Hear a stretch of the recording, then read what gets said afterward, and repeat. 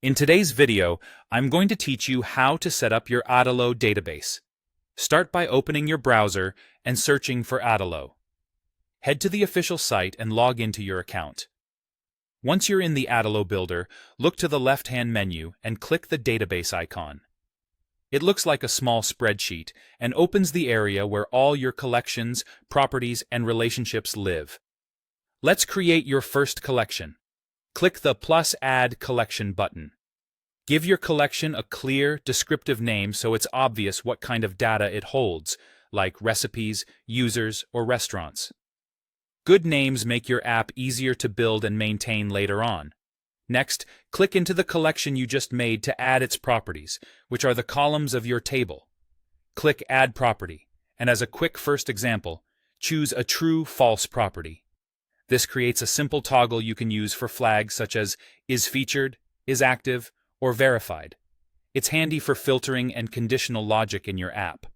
Continue by adding the rest of the properties your collection needs. Each time click Add Property and select the type that fits your data.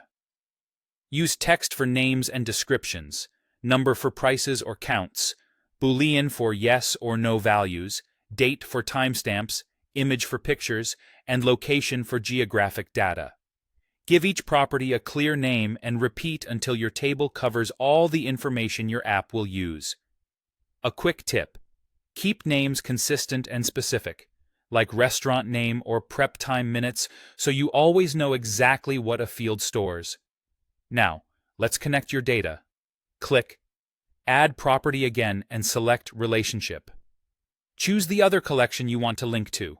This is how you tell Adalo how records in one collection relate to records in another. You'll be asked to define the relationship type. One-to-many means one record in the first collection connects to many records in the second.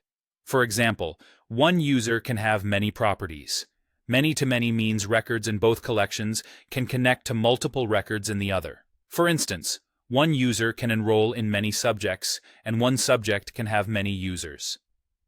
Pick the option that mirrors how your data truly works to avoid duplication and keep your app logic clean. Once your collections and properties are set up, you can add records through forms in your app or by entering them manually.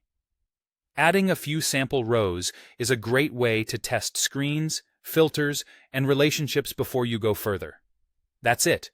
You've created a collection, added smart properties, and defined relationships, the foundation of a solid Adalo database.